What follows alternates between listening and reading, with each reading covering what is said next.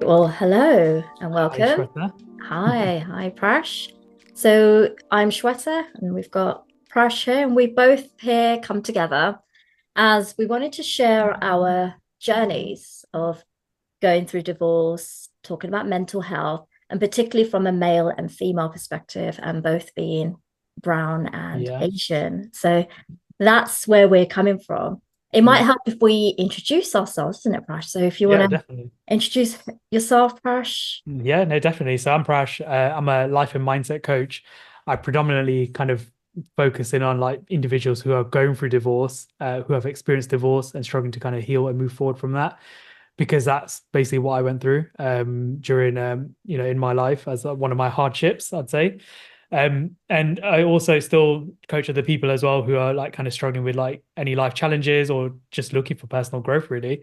So yeah, that's kind of what I do at the moment. Yeah. Love that. Love How about that. you? How about me? So I'm a personal leadership coach and a soul and body wisdom facilitator. So I bring the that conscious leadership of being the conscious leader in your life, Mm, bringing the making woo woo practical, so connecting to yeah, your soul and body wisdom to yeah, get through life's challenges and to transition and shine through mm, that.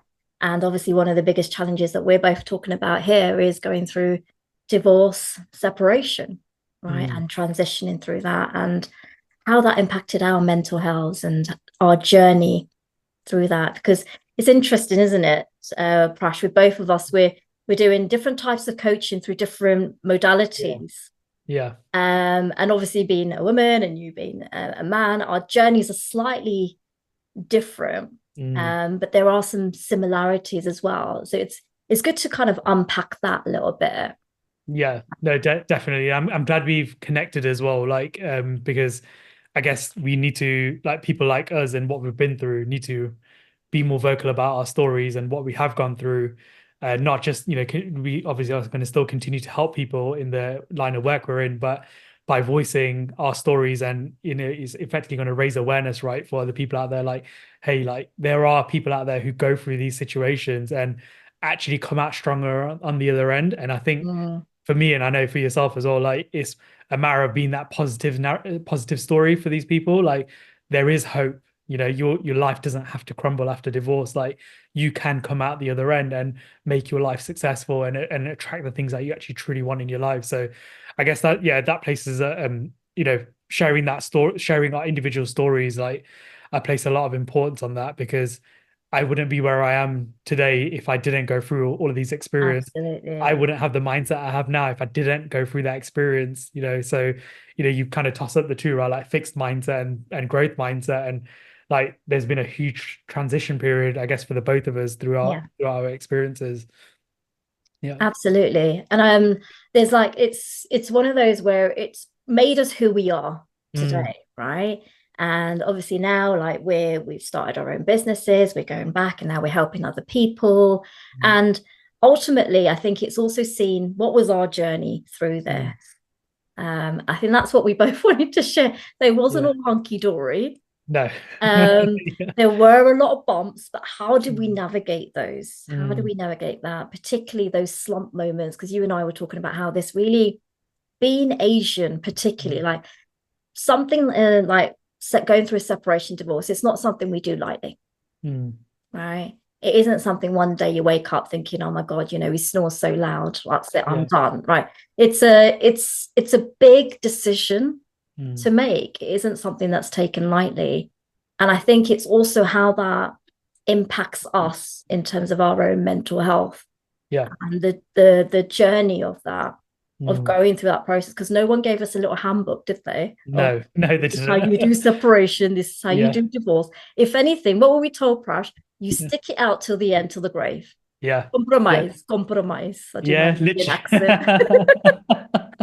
I love that. No, you're totally right. Like that's exactly what we were taught, right? Like from the previous generations. But I feel like for like our generation now, but also being westernized and having more resources available to us, we are less like tolerant in a relationship, right? Like if we're feeling some kind of way, we kind of feel like we're more empowered, I guess, to kind of say like, actually, this isn't working for me.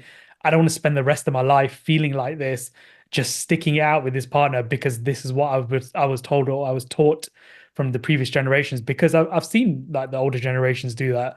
Like I know I am very well aware of people who are still like miserable in their marriages because they've been taught that you should never leave that person, you make it work no matter what. And there, I guess there are success stories where people do stick out and Mm. actually still become happier, together. But I think more often than not, there's a lot more negative stories that kind of don't showcase that success, I guess, of what a happy married couple should look like. So, yeah, again, for me, and just like yourself, like we kind of walked away from our previous partners because I guess for me as well, I can speak for myself here, like that relationship just wasn't serving me anymore, like in the best way possible. Like, it's impacting my mental health. And I guess that's a huge part of our conversation today, right? Like, how was our mental health impacted? And I guess the stigma that we faced in the South Asian culture. Like, um, but yeah, I guess my question to you as well is like, how did you feel after, or even actually, like, let's take it back, right? So like before you decided to walk away, like what was going through your mind at the time when it came to your decision, but also how it would affect people around you and what was going to be said about you and your reputation or family's Yeah. reputation. I know what you mean about that, but see, I'm quite old school in my thinking, and Yeah, this might be because of, the way we've been brought up. But I was always of the thinking, right? You're married for life, you mate yeah, for life, right? And for me, it was like I was going to do anything and everything to make this work, mm, literally whatever it cost.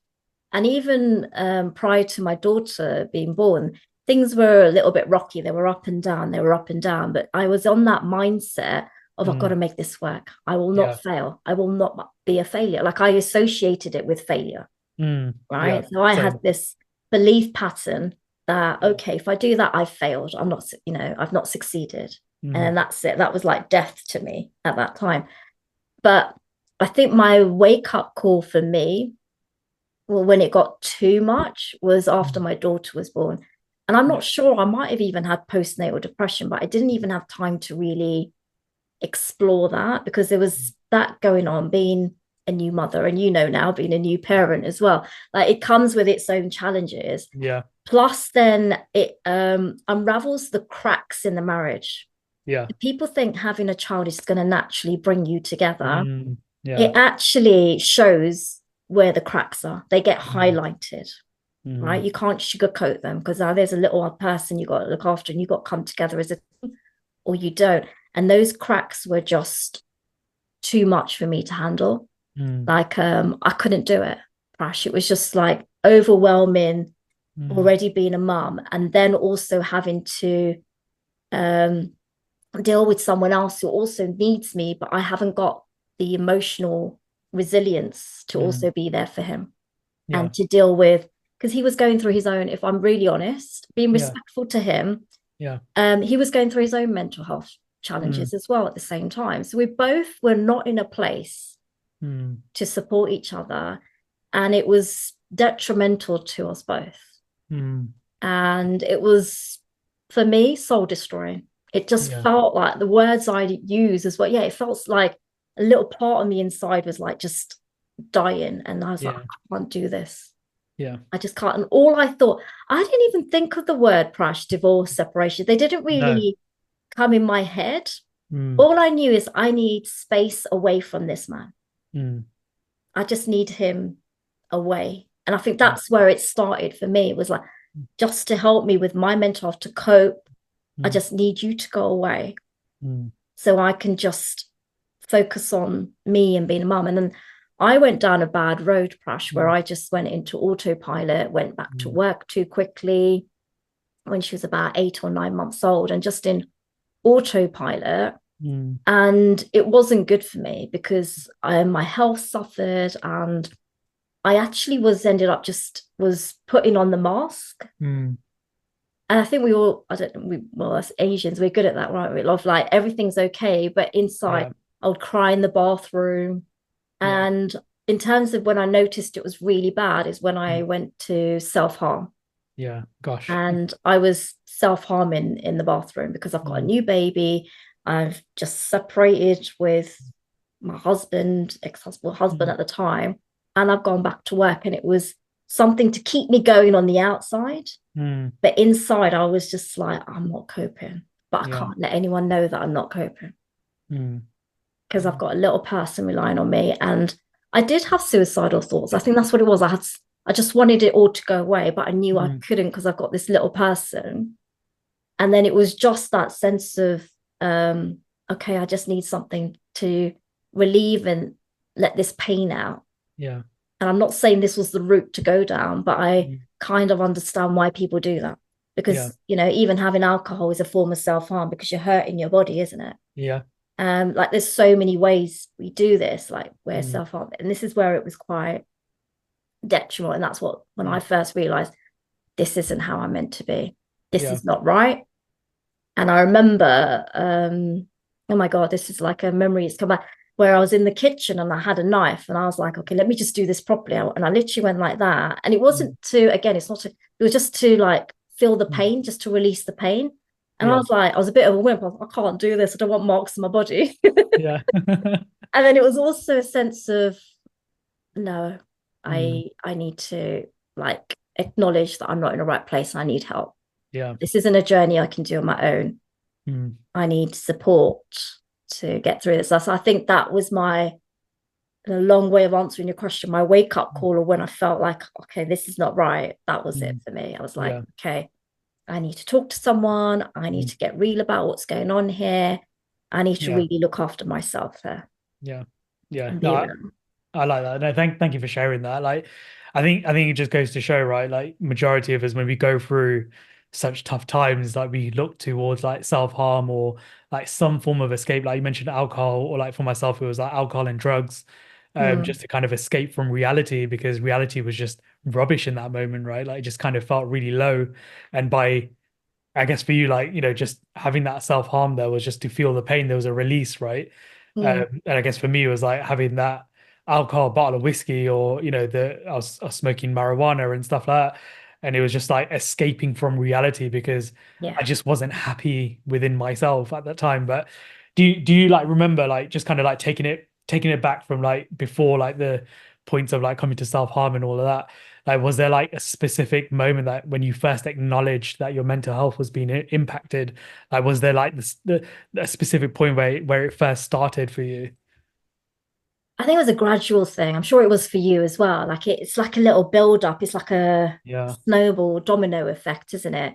yeah, And then it suddenly hits you where it's just got to a heightened state. Um, there's a funny one. It feels like a bit blurred because I remember I'm a new mum too, so I've got that yeah, new mum bubble going on yeah, and all of that stuff, plus not being happy in my marriage and knowing something isn't quite right here. mm, And I think there was just a lot of arguments. There was just a yeah, lot of heavy arguments. Um, it wasn't a healthy environment. And it just kept going like that for mm, quite a while, and it just felt fake. mm, Like, especially being Asian, we're supposed to be this couple with a new baby. So outside it was like portraying this is all good. yeah, When inside I was like, something doesn't feel right here. mm, yeah, Something feels really wrong, and I can't keep pretending and putting the smile. It wasn't always like that. There were moments where it was good, mm, but it was more of the not so good. I mean, yeah, come on, she was at by 9 months. I've clocked this is not happening. yeah, So yeah, it wasn't that it took the ninth month for my daughter to be turning that age to mm, realize it was a gradual thing. yeah, And I think it was that sense of just like constantly crying, constantly like feeling isolated, mm, feeling like the communication was crap. yeah, I couldn't communicate how I felt. yeah, I tried. There were points, I think you did this as well. Like I actually wrote to my husband at the time, actually mm, wrote him this letter. It was like 4 pages, back to mm, front.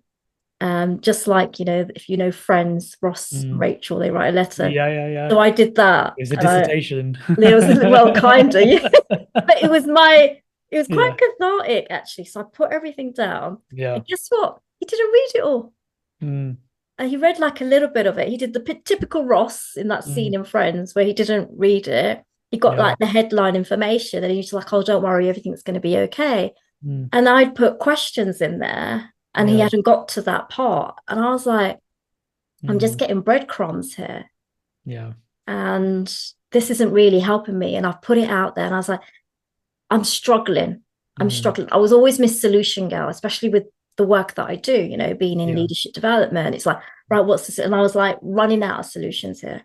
I Yeah. was running out of fuel. And I was like, I need him to come here. And it wasn't happening. And Mm. it was just felt very lonely. Yeah. Yeah. Really, did you feel that too? I, Like it's such a yeah. lonely journey, isn't this? Yeah, no, yeah, I'm glad you used the word lonely there because that I talked about it this weekend actually during that men's mental health event, and I talked about like even post divorce or post separation, actually not even getting to the divorce point, but post separation, like I was, even though me and my ex-wife were still together, like I was very lonely in that relationship. I felt like, I think for me, and I can only speak for myself, and obviously being respectful to her, like I felt like I did everything just like yourself as well, right? Divorce wasn't a word that even came into the picture at first. It was, what can I try to Mm, help save this marriage? Because also not just I was with this person for 12 years of my life, right? We were childhood sweethearts. So when you come that long of a way with someone, that one person you've been used to, that one person you've shared happy and sad memories with, that one person you kind of go to like for everything, to then suddenly like, from the point of us kind of getting married, like shortly after getting married, we there was a breakdown in trust. And for me, it was really difficult to kind of gain that trust back from the other person. Um, and because I think once the damage is done, it's hard to gain that back. So for me, I just kind of like drifted away as well. Like I still continue to put into the marriage, but when you don't have that trust element in it, it makes it more difficult. But we tried like marriage counseling and stuff like that, mm, right? So there were, and we tried spending more time together and going out and doing stuff like even just doing cheesy stuff like going for a picnic or whatever, or going to the cinemas, like just trying to spend time together, right? To build and try to reconnect, I guess. Like that's what we were kind of yeah. looking for. Because and she must have been feeling lonely as well, right? In the relationship just as much as I was. But yeah, I guess like what we did 3 years of I still stayed in that marriage for 3 years, trying to make it work. And I guess it came to a point in 2018, like February 2018, where we were just like, enough's enough now. Like I can't constantly keep on battling a losing can't keep on fighting a losing battle here. Like Yeah. I am trying everything I can to make this work, but if the same isn't shown, if the same effort isn't reciprocated of trying to make the marriage work, then I guess one person can't hold all the weight on their shoulders, right? No. And just the same as you, like, I was just always solution based, like what can I do to fix this? Like I think for men as well, like especially like constantly feeling like you have to be the fixer on a lot of things, right? And not realizing, I've learned this over time, right? Like, especially with my wife now, like sometimes a woman just wants to be heard. Like, that's it. You just got to sit there and listen to whatever she's saying. You don't have to fix everything. But anyways, I digressed a little bit. But kind of going back to the mental health side of things with me, like I think for me it was really impacted. I guess I first acknowledged it when before me and my ex-wife got married, because there were certain challenges that she was facing that I was trying to support with because she was struggling with her mental health. And I guess for me, that was the start of what started to deteriorate for me inside of my mind and my heart as well, especially when it came to my mental health. But as the years went by and the more I kept giving and pouring into, I wasn't filling up my own cup. And Yes. when it came to separation, it was like, who am I? Like, I was just like, I didn't know who I was anymore. Like, who was Presh? Like, I didn't know what my identity was anymore because I was so used to supporting this other person that I forgot who I was in that process. So when it did come to separating, yeah, the first thing that actually hit me was I'm alone now. Like, I've been used to this person for 12 years. And even though we've drifted apart in our relationship, Mm, we've actually come to the day where we've decided that's it. We're gonna, and it was a mutual decision. Like she went back to her parents, I went back to my parents, and it was like cool. Like we've made the decision now, and there's no kind of going back to that marriage or rekindling the relationship.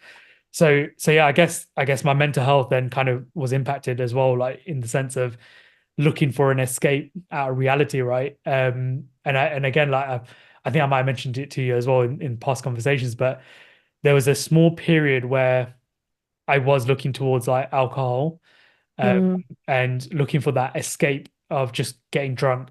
And there were two nights I specifically remember where the first night I drank a whole bottle of whiskey to myself. And I also, just FYI, I lived in the property that me and my ex-wife bought. She decided to move out. I decided to stay in the property. So again, I was by myself. I wasn't with my parents or anyone. I was just staying in this house by myself. And as you do when you're by yourself feeling lonely, you kind of look towards, I guess, old habits and things that I worked in the past. So for me, it was like, I want to feel good, so I'm going to drink alcohol. But when I got down to the bottom of that bottle of whiskey, I felt like absolute shit. Like it just felt rubbish. And I guess I was even worse. Like it kind of put me in a more depressed state. But it was the alcohol that was doing that. And then the second time I did it, that's when the suicidal thoughts kind of came in. And I actually thought about, well, what's the point of me being here? And I remember writing up on my phone as well, like a note to my parents, like almost like a oh, suicidal wow. note, like, I'm sorry, but I'm not a good enough son. I'm not good enough. I'm not worthy enough to be your son because I've brought shame on the family. Like this is, I'm the first, I'm the youngest out of my cousins as well. I'm the first one out of my cousins to go through divorce, even Mm, my own sibling as well. So it's like that to me was a big thing because it's like, where did I fail? I mm, tried so hard, but I felt mm. like a failure. And in that moment, obviously, it was the alcohol that was making me feel that way and making me feel suicidal. But I just felt like, what's the point now? I might as well just go and end it. But there's one thing that kind of brought me back, and that was seeing a picture of my nephew, who was my absolute little angel. He stopped me from going the full extent of committing suicide because seeing his face just reminded me of the fact that I didn't want to be a negative story for him of Mm, when he, eventually when he'd gotten older, like, oh, your mama did this because he went through this situation. mm, And I flipped it and I was like, okay, well, I want to get help and support because I recognize my mental health isn't great right now.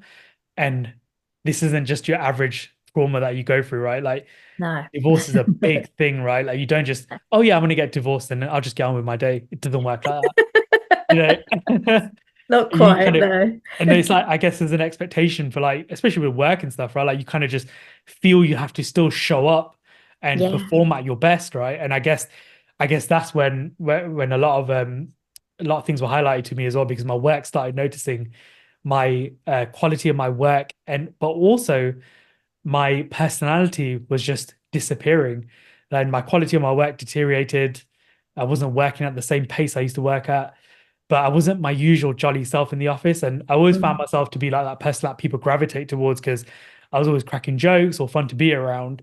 And that started like fizzling out. And it was just like I wasn't that person. I would come in, go straight to my desk, sit there till 12, 1 o'clock, till it was lunchtime.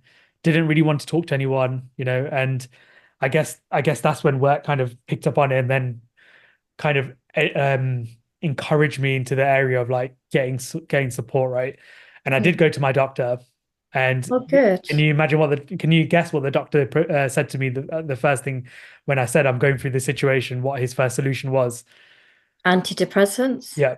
Oh, So the really? first Oh, thing was God.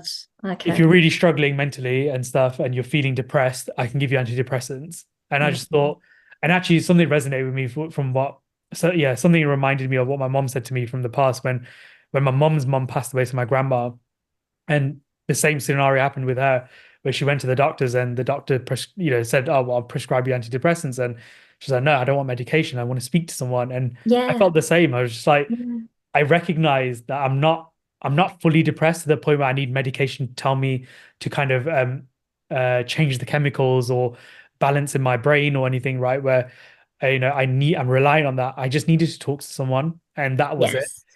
So the doctor did kind of guide me and give me some resources, but I ended up going through my work where they kind of got me in touch with someone who really kind of helped me pull myself together. And it was almost like, well, I guess it was therapy, right? So Mm, that form of therapy really helped me understand like the emotions I was feeling, but more importantly, how I could move forward. So, but yeah, the mental health part was just, I guess, there's a point where you kind of got to start building again, right? And this was it for me, right? It was like Yeah. The turning point was like, cool, I'm not going to commit suicide, but I want help and support because I want to make my life better. And I realized that like it was almost like and I had a great and I get a great few people around me.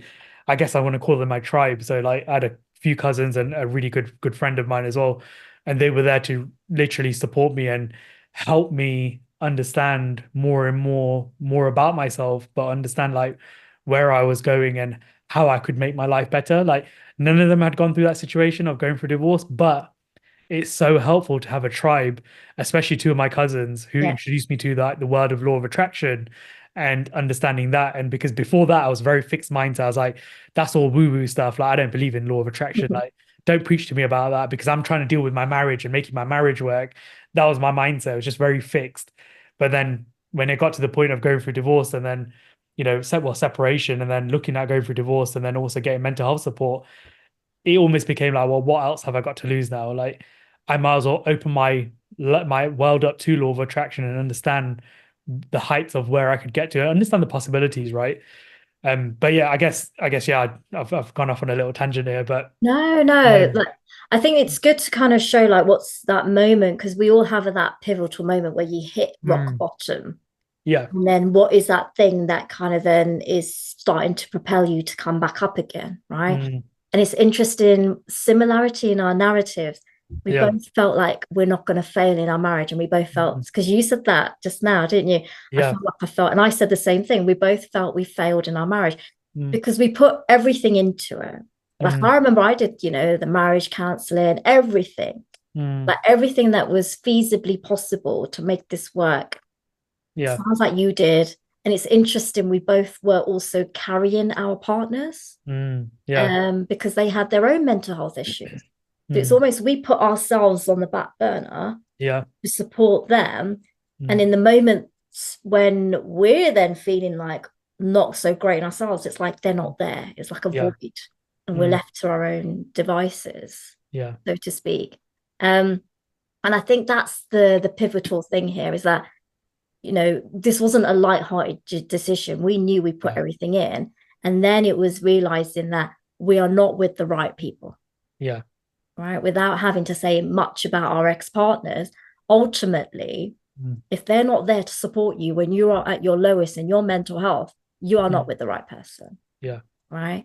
And I've got nothing against antidepressants. I know I shook my head, but I'm with you on this.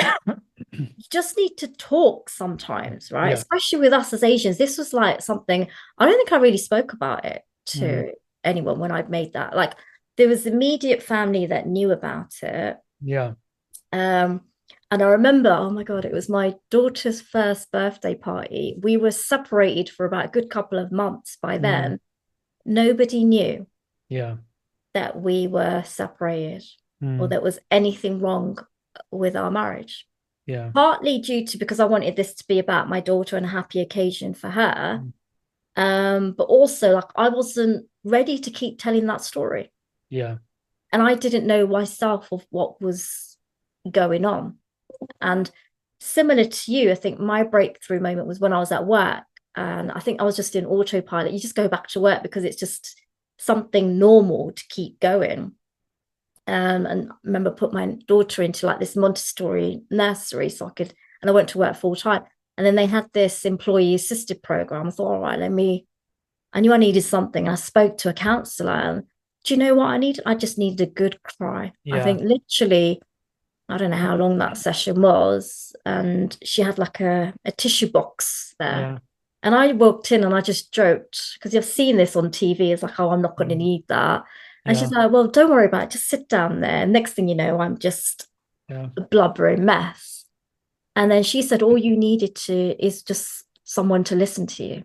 mm, Like for me to just say it without any judgment.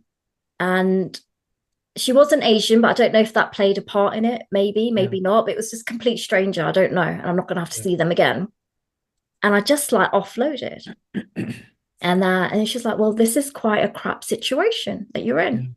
yeah, Why do you think you got to hold it together? And I think, like, I'm not sure what the equivalent is, but I was mothering mm, my ex partner or partner at the time. And then I just wasn't then resourced to do that for him anymore. And it was just, I needed someone to be there for me. There wasn't. I'm holding it all together for myself. And it just crumbled Yeah. for me. And I remember walking out of that after having a go, like feeling relieved. I don't know about you. Did you like, you just feel this sense of like, Yeah. all right, Yeah. I've just let it all off.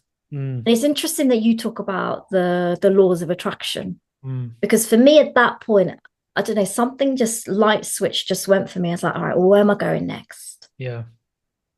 And I think it was then for me, it was like, I didn't at that time for myself, I don't feel I needed more counseling. Mm. I felt like I needed then to be coaching and support of like, where am I going next? Mm. What's my compelling vision for my future? What does that look like? What does this new version look like? Because I'm not going back to that marriage. I just knew Yeah.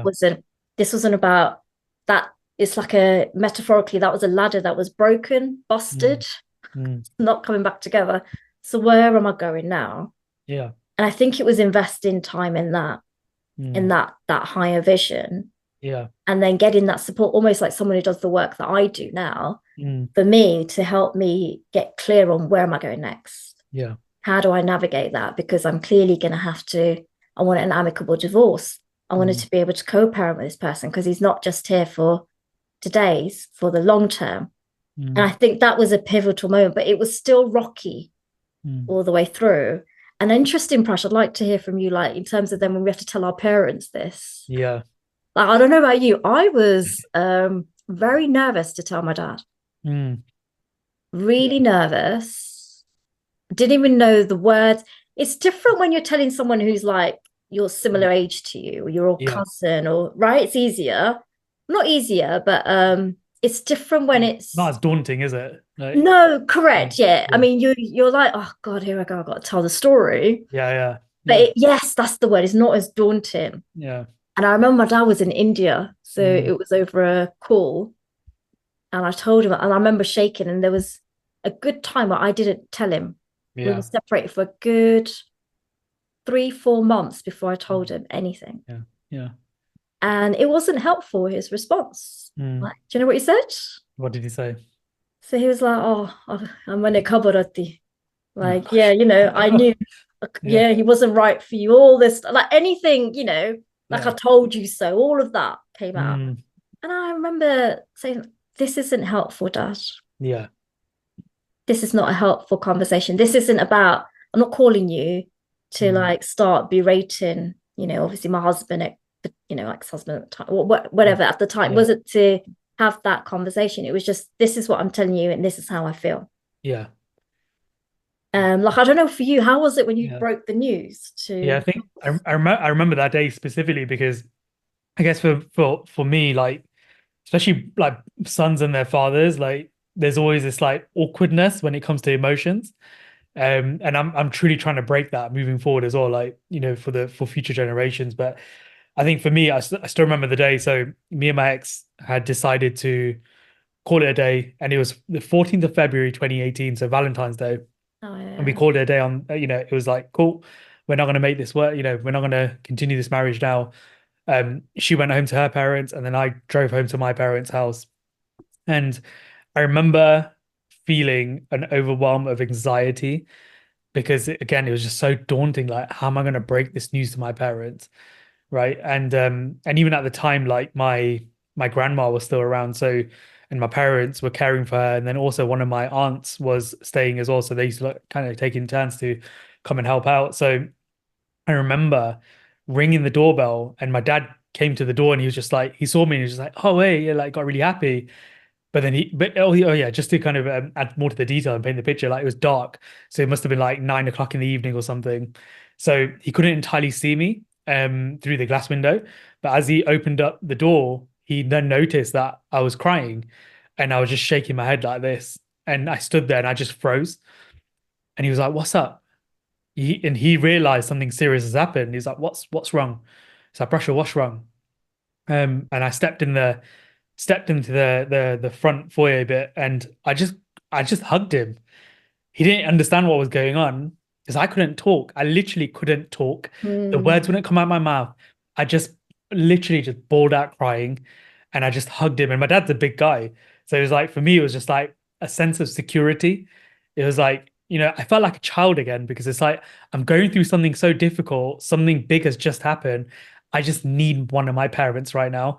And I guess having my dad open the door was just like, even though there's this awkward thing about emotions and showing your emotions with with your father as father and son, for me to have that moment with him, and he was kind of getting a bit worked up in the moment, and my aunt who was standing there was like, "Don't worry about asking him questions, just hug him."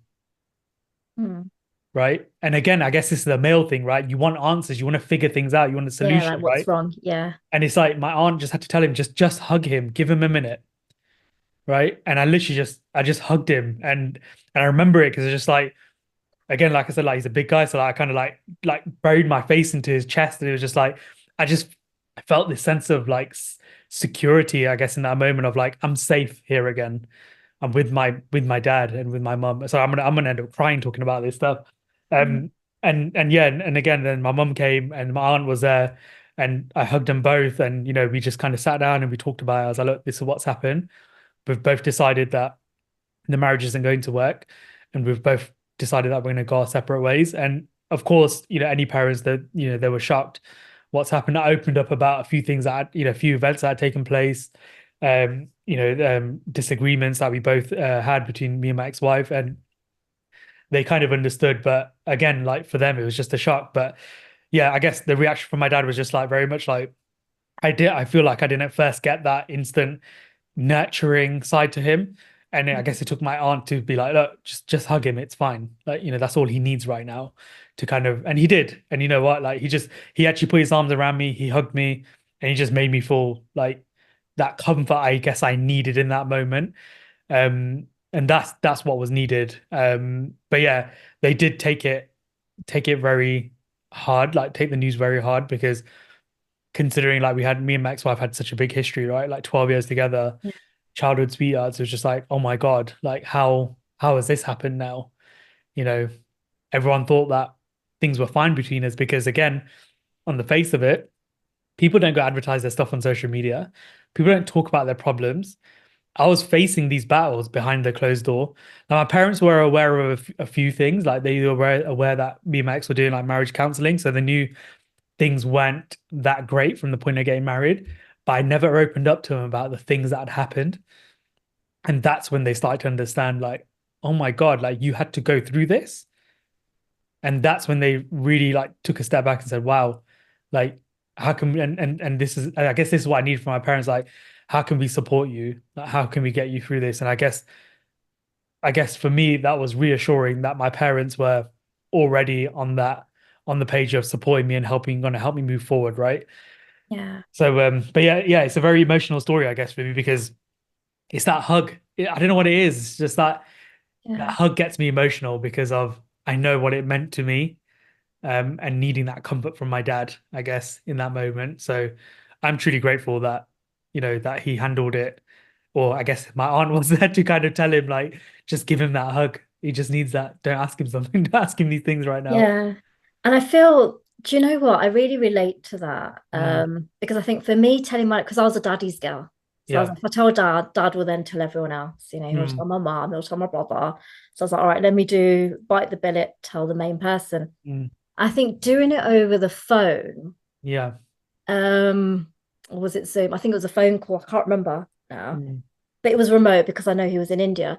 It felt like at one point where I had to console him. yeah. And it was just like, okay. And it Yeah. became then about, not that it became about me, him, but it Mm, was just a bit like, I felt like I was, like I failed in this marriage and I'm telling my yeah. dad I've failed Mm, and I can't do this anymore. And this is where it's, and I wasn't getting the response back initially that I wanted until I kind of basically said to him, that's not very helpful. yeah. And then there was a change of then, okay, we'll get our flight back. Let me do, because men are very solution focused. And so am I. To be honest, I get this from my dad, right? Yeah. It needs to come Yeah. from somewhere, right? Yeah, And he yeah, was yeah. straight to the solution. What are we gonna do? Yeah. All right, let me come back. Let's cut Mm, my, and I was like, look, there's not, I don't know what you're gonna do if you do come back earlier, because he was gonna come back a few weeks later anyway. So I was like, mm, I'll stick to your date and come back when you do. Um, but right now, what would be helpful is like if you can just tell people, because I didn't want to keep telling people. Yeah. I thought, let me tell what's the hardest thing? Telling my father. And I Mm. remember he said something to him. Well, in Gujarati, he said, "Badane bau na kewano." Mm. Yeah. Bijakuk negative ne. So Yeah. basically translated is like, don't say too much about what's going on for you and Mm. don't tell too many people. Mm. So it's almost like, and he didn't say this, but it felt like, oh, so is this some sort of dirty little secret that I've got to keep to myself? Mm. Because I can't tell people in the Yeah. community. I mean, I don't even know what I was going through. I didn't know, like, fast forward, this is how it's all going to play out. All Mm. I knew is right now I couldn't be with this person. Yeah. Yeah. And I just need to tell you, I just want to tell you, I haven't got the card deck fully fledged yet. Yeah. Right. And it was just Mm. a interesting response to get back. And then even when I was going around, because it was just me and my daughter, we were going to things and events Mm. and then having to like make an excuse. Yeah, he couldn't make it, Yeah. and because obviously they're going to ask, oh, where is he? Oh, he couldn't make it, or Yeah. this. It was always like little excuses Yeah. rather than having to go into the story of it. Because Mm. in a way, maybe I didn't want to tell the story Yeah. as Yeah. well. So I played along. I did play Yeah. along with that. And then would we have done that if we weren't brown? Yeah. Interesting. Yeah. I I was, don't think so, right? I think a lot of this is also based around like the parents and the family's reputation, right? Like you must not make the family look bad. Because you're going through something that is seen by that older generation as bringing shame upon the family.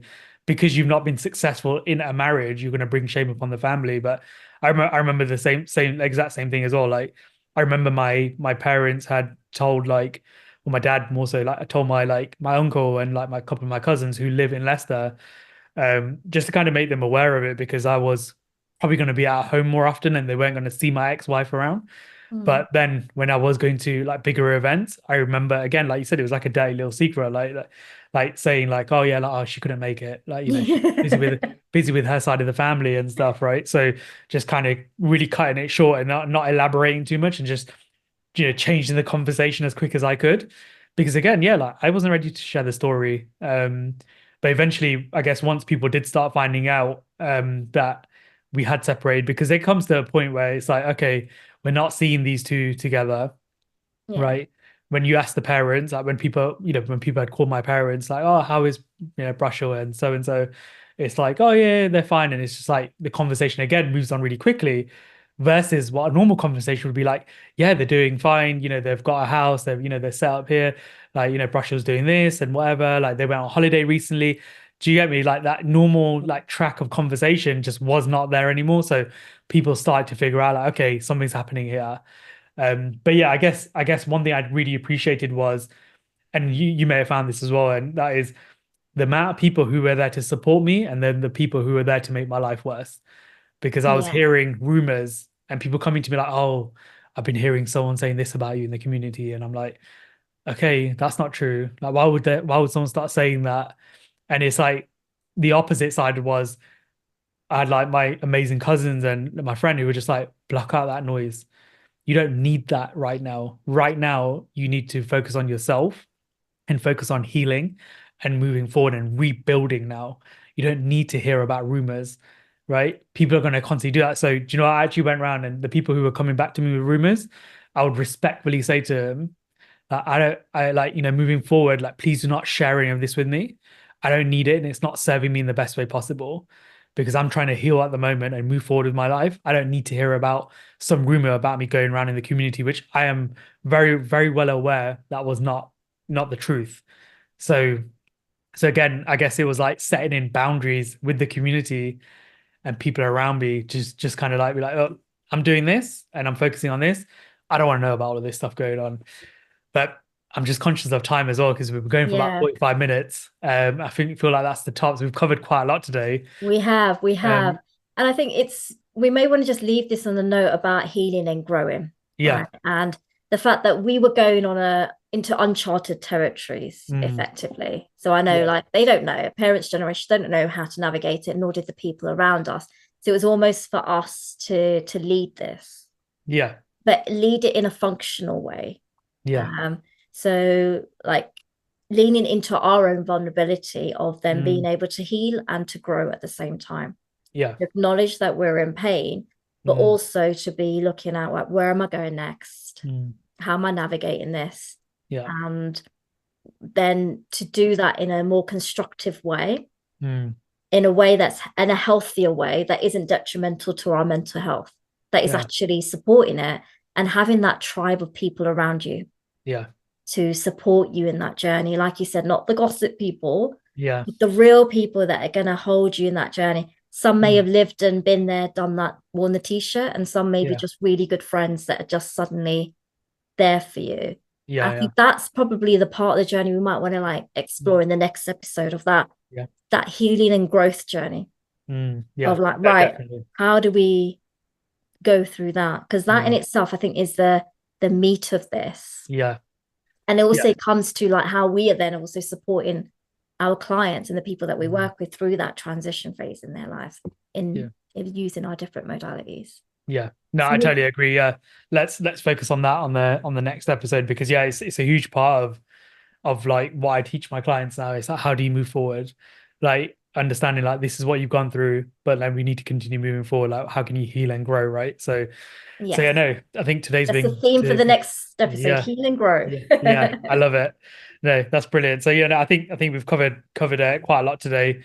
Hopefully this episode can give our audience some value because two people having gone through this individually, male and female, right? It's like different angles now that people can really appreciate, and both of us sharing our story, and then also the similarities, right, between Yeah. stories, and I think that's really important. So no, great stuff. Great Great stuff. stuff. So if you're Yeah, listening to this, we welcome your feedback. yeah, Any questions that you have, feel free. Or if you're going through something similar, feel free to kind of reach out to either of us. yeah, And yeah, I hope yeah, you find this useful and tune yeah. in for the next episode. Yeah, perfect. And I'll leave details in the description as well for where you can reach me and Shweta as well. Yeah. Cool. Cool. Thank you. Bye, everyone. Bye for now.